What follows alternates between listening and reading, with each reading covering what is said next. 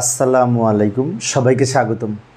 প্রিয় শিক্ষার্থী বন্ধুরা, আজকে আমি এই যে আইসিটি বিষয়ের ডিজিটাল ডিভাইস অংশে তৃতীয় অধ্যায়ের অর্থাৎ লজিক গেট সম্পর্কিত কুমিল্লা ভিক্টোরিয়া কলেজের যে প্রশ্নটি এসেছিল সৃজনশীল টেস্ট পরীক্ষায়, ওই প্রশ্নটির সমাধানের জন্য তোমাদের সাথে আছি আমি মোহাম্মদ সিরাজুল ইসলাম, বরিশাল সরকারি model school and college Barishal. চলো শুরু করা যাক। প্রথমে প্রশ্নটা দেখে নিই, প্রশ্ন কি বলা আছে। তো এই যে এইখানে একটি উদ্দীপক দেওয়া আছে, তো উদ্দীপকের দুইটা দৃশ্যকল্প 1, দৃশ্যকল্প 2। তো এখানে গ আর ঘ নং প্রশ্নের উত্তর আমি উপস্থাপন করব, ক খ তোমরা পারবে। তো গ নম্বরে বলছে উদ্দীপকের দৃশ্যকল্প 2 মানে এই যে 2 এর প্রদর্শিত লজিক গেট এর বিশেষত্ব প্রমাণ করো। তো এইখানে চিত্র 2 এর কিন্তু এটা অ্যান্ড এর সাথে নট যুক্ত করে, এটা কিন্তু ন্যান্ড গেটের প্রতীক, ন্যান্ড। তো ন্যান্ড গেট এর ব্যাখ্যা দিতে হবে। তো আমাদের বলেছে ন্যান্ড গেট এর বিশেষত্ব প্রমাণ করতে হবে। তো ন্যান্ড গেটের বিশেষত্ব হচ্ছে ন্যান্ড গেট একটি সার্বজনীন গেট, এটি ব্যবহার করে অন্যান্য সকল গেট বাস্তবায়ন করা যায়, এটাই প্রমাণ করব। তো যাই, এইভাবে আমরা লিখব। দৃশ্যকল্প 2 এ বর্ণিত গেটটি হচ্ছে ন্যান্ড গেট এবং এই গেটের বিশেষত্ব হলো এটি ব্যবহার করে যে কোনো গেট বাস্তবায়ন করা যায়। বিশেষ করে আমরা এখন ন্যান্ড গেট দ্বারা অর, অ্যান্ড এবং নট এই তিনটা মৌলিক গেট বাস্তবায়নের মাধ্যমে সার্বজনীনতা প্রমাণ করে দেখাবো। ঠিক আছে। তো ন্যান্ড গেট দ্বারা আমরা প্রথমে নট বাস্তবায়ন করব। নট ন্যান্ড গেট দ্বারা প্রথমে নট গেট যদি বাস্তবায়ন করি, এই ক্ষেত্রে কোনো একটি ন্যান্ড গেটের সকল ইনপুট যদি সমান হয় বা একই হয়, তাহলে এর আউটপুট নটের কাজ করে। যেমন আমি যদি একটা ইনপুট এই দিক দিয়ে সোজা গেছে একবার, এই দিক দিয়ে ঘুরে গেছে একবার, এবং এই দুইটা আমরা গুণ করব। গুণ করার জন্য অ্যান্ড গেট, তার এখানে নট যুক্ত করে এই যে নট গেট পেলাম, নট আর অ্যান্ড যুক্ত করে ন্যান্ড গেট হলো। তাহলে এটাও এ, এটাও এ। তাহলে আমরা লিখতে পারি এ ইন্টু এ, তার উপরে এই নট। তো এ আর এ গুণ করে একটা এ, আর এই নটটা থেকে গেল। সেজন্য বলা হচ্ছে কোনো একটি ন্যান্ড গেটের, এটা একটি ন্যান্ড গেট, এটা সব ইনপুট যদি এক হয়, মানে এটাও এ, এটাও এ, অথবা এটাও বি, এটাও বি, এটাও সি, এটাও সি। এ একবার সোজা গেছে, এদিক দিয়ে ঘুরে গেছে, ফলে কি হয়েছে, দুইটা এ গুণ করে একটা এ, তার উপর এই নট। এখন নট যে পেলাম, নট দ্বারা আমরা একটি গেট অঙ্কন করে দিব। এই যে নট দ্বারা আমরা এখানে একটি নট গেট অঙ্কন করে দিলাম এ নট ব্যবহার করে। এটা এ, এটা নট প্রতীক, এটা ক্রস করে এদিকে গেছে, এ নট হয়েছে। এইভাবে ব্যাখ্যা দিতে পারি এই ন্যান্ড দ্বারা নট বাস্তবায়ন। এখন আমাদের এই ন্যান্ড গেট দ্বারা আরও কয়েকটা গেট বাস্তবায়ন করব, সেটি হচ্ছে অ্যান্ড এবং অর। তো এবার ন্যান্ড গেট দ্বারা অ্যান্ড গেট যদি বাস্তবায়ন করি, দুইটি ন্যান্ড গেট এর প্রথমটির আউটপুট দ্বিতীয়টির যদি ইনপুট হয়, আমি পাশাপাশি দুইটা ন্যান্ড গেট এমনভাবে উপস্থাপন করব যেটার প্রথমটার যে আউটপুট বের হবে সেটা দিয়ে দ্বিতীয়টি অঙ্কন করব। তাহলে ফাইনালি দ্বিতীয়টার যে আউটপুট হবে সেটার ফলাফল হবে অ্যান্ড। যেমন আমি দেখাচ্ছি, লক্ষ্য করি, এই যে এ এবং বি দুই ইনপুট বিশিষ্ট একটি ন্যান্ড গেট। এই যে তাহলে এই আউটপুটটা হবে এ আর বি গুণ করে তার উপরে নট, এ বি গুণ তার উপরে not, that is NAND gate. এখন প্রথমটির আউটপুট, এই যে প্রথমটির আউটপুট এইটা, দ্বিতীয়টির ইনপুট হবে, মানে এখানে আরেকটা যখন ন্যান্ড গেট অঙ্কন করব তখন এইটা দিয়েই আমরা করব। এই একটা আউটপুট দিয়েই দুইটা লাইন তৈরি করে নিয়ে এখানে আরেকটা ন্যান্ড গেট আমরা অঙ্কন করব। তাহলে এটাও এ বি নট, এটাও এ বি নট, দুইটা একই। যেহেতু এটা এখানে না লিখলেও হতো, কিন্তু আমি বোঝাতে চেয়েছি দুইটা এক। তো এখন আমাদের এই যে আউটপুটটা হবে সেটা এইটা ইন্টু এইটা, তার উপরে এই নট, এই যে এইটা ইন্টু এইটা, তার উপরে নট। এখন দুইটা একই জিনিস, A B not, A B not, দুইটার পরিবর্তে একটা লিখতে পারি, আর উপরে ডাবল নট হবে, এই নট আর উপরের নটটা, এই দুইটার পরিবর্তে একটা লেখা যাবে, কারণ এ আর এ গুণ করে এ হয়, আমরা জানি। ডাবল নটে কাটা যে এ বি হয়, তো এ বি পেলাম মানে কি, আমরা অ্যান্ড পেলাম। এ বি হচ্ছে অ্যান্ড গেটের সমীকরণ। তো এ বি দিয়ে আবার আমরা গেট অঙ্কন করব। এই যে লক্ষ্য করি, এ আর বি দিয়ে আমরা কি করব, লজিক গেট এখন অঙ্কন করব, যেটি ন্যান্ড গেট হবে, অ্যান্ড গেট হবে। এটি অ্যান্ড, এটা তো নট নাই, তাহলে এটি অ্যান্ড গেট হবে, মানে এইটুকু, এই নট হবে না, কারণ উপরে নট নাই, উপরে পূরক থাকলে এখানে আমরা নট ব্যবহার করি। তো এই হচ্ছে ন্যান্ড থেকে অ্যান্ড। এবার ন্যান্ড গেট দ্বারা অর গেট বাস্তবায়ন করব। এখানে 3টা গেট প্রয়োজন হবে। 3টি ন্যান্ড গেটের প্রথম 2টির আউটপুট তৃতীয়টির ইনপুট হবে।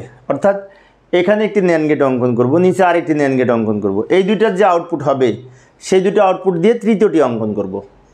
যেমন লক্ষ্য করি, এ ইনপুট বিশিষ্ট একটা ন্যান্ড গেট আমরা অঙ্কন করলাম, যের আউটপুট হবে এ নট, এ আর এ গুণ করে এ নট, এটাও এ আর এ গুণ করে এ আর এ নট হলো, এটা হচ্ছে এ নট। আবার বি নট এরকম অঙ্কন করে নিব, বি নট অঙ্কন করবো, এটা হচ্ছে বি ইন্টু বি সমান বি নট।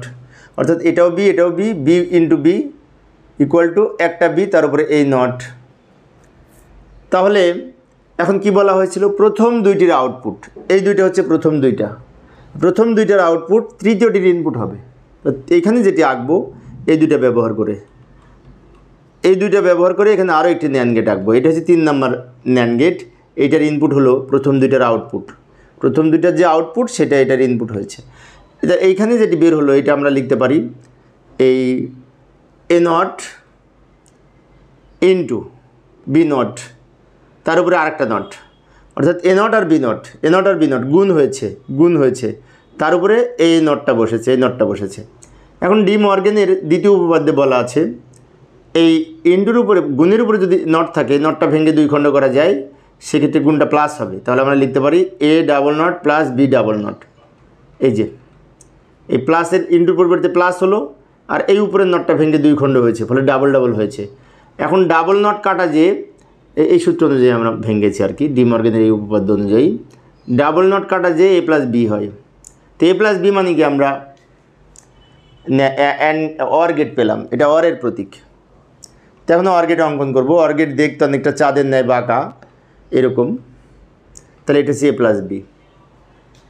এইভাবে আমরা এই ন্যান্ড গেট দ্বারা AND gate, OR gate, NOT gate বাস্তবায়নের মাধ্যমে এর সার্বজনীনতা প্রমাণ করতে পারি।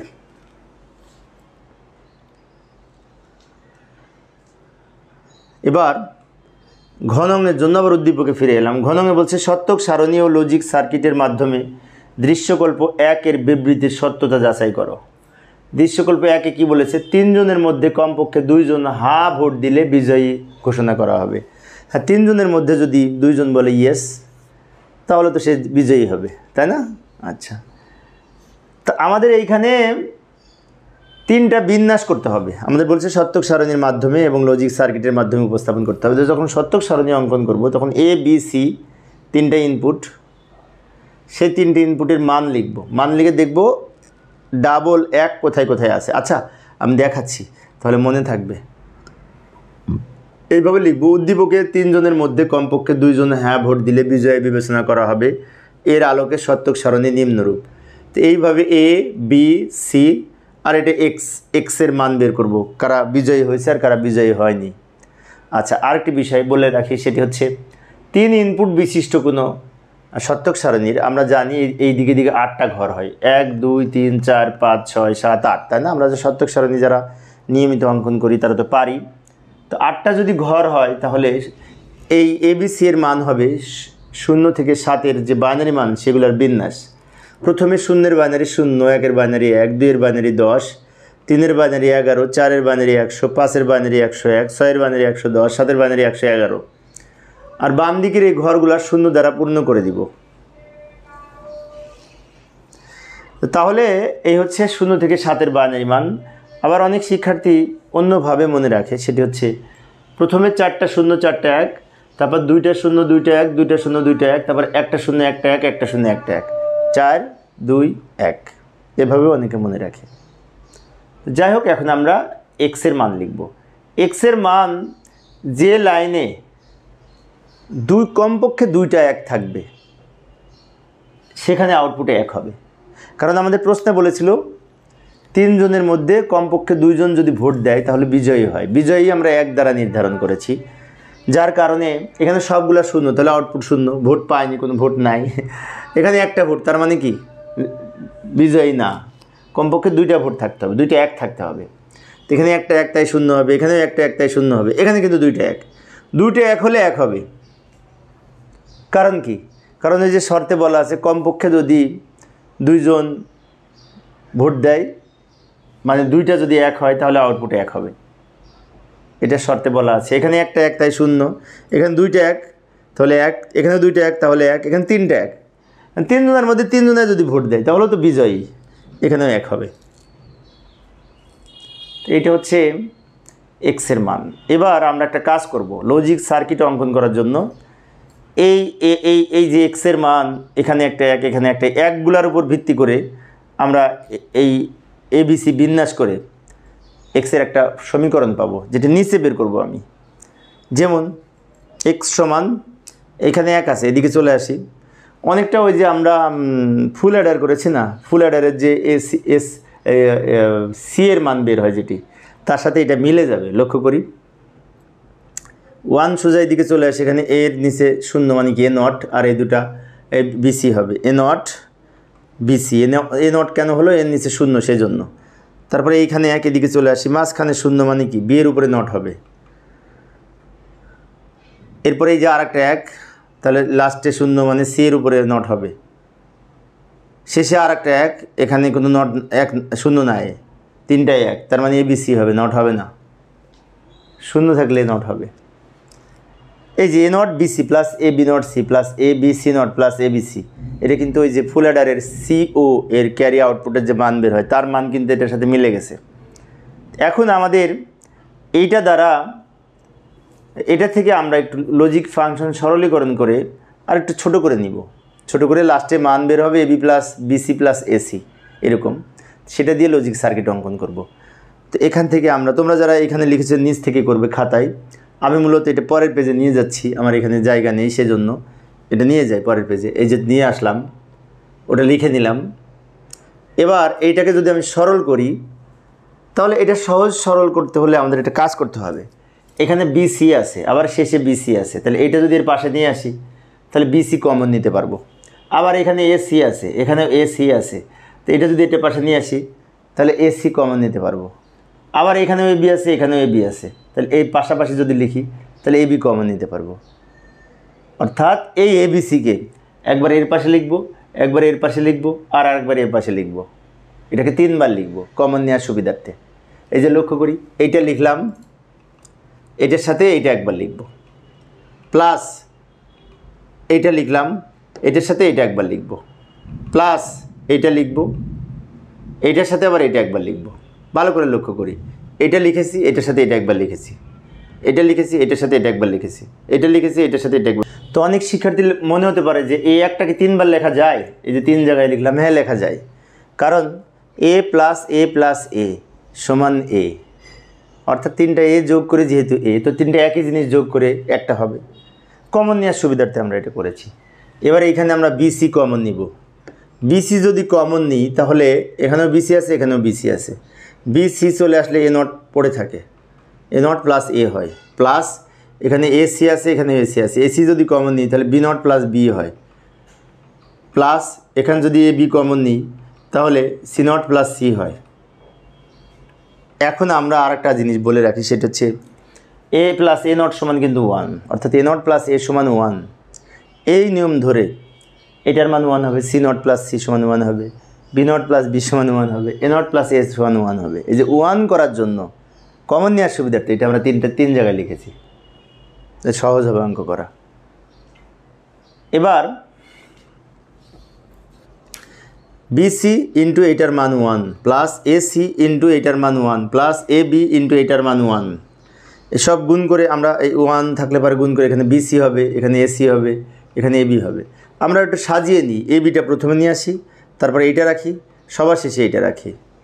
অর্থাৎ এখানে আমরা আরেকটা কথা লিখতে পারি, লজিক ফাংশন হতে দেখা যায় যে এ ও বি যদি ভোট দেয় তাহলে বিজয়ী হয়, আবার বি ও সি যদি ভোট দেয় তাও বিজয়ী হয়, আবার এ ও সি যদি ভোট দেয় তাও কিন্তু বিজয়ী হয়, তাই না? এই বিন্যাসটা হলো। এখন আর একটা কথা আছে, সেটি হচ্ছে এইটাকে ধরে এখন লজিক সার্কিট তৈরি করব। আমাদের লজিক সার্কিটও দেখাতে বলেছিল, তো এই মানটা ধরে যদি লজিক সার্কিট তৈরি করি, তো এই যে তো এইটা লিখলাম, এটা এ বি সি 3টে ইনপুট, এ বি সি 3টে ইনপুট। এবার এ আর বি গুণ হবে, এটা এ এটা বি, এটা এ এটা বি, দুইটা মিলে গুণ হবে, গুণ মানে অ্যান্ড গেট। অ্যান্ড গেট আঁকলাম, এটা হবে এ বি। আবার এ আর সি গুণ হবে, এটা এ এটা সি, দুইটা মিলে আবার গুণ হয়েছে, গুণ মানে অ্যান্ড গেট, এর মানটা হচ্ছে এসি।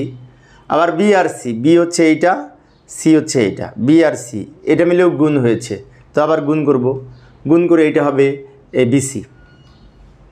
এই তিনটে আবার যোগ করব, যোগ করলে আর নিচে নিয়ে আসি, তিনটে একসাথে করে এই যে যোগ হয়েছে, তো এই তিনটে একসাথে যোগ করার জন্য একটু অর গেট অঙ্কন করব।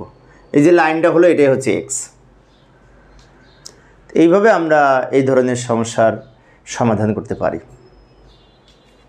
তো প্রিয় শিক্ষার্থী বন্ধুরা, এই ছিল আজকের আলোচনা। পরের ক্লাসটি দেখার আমন্ত্রণ রইল। খোদা হাফেজ।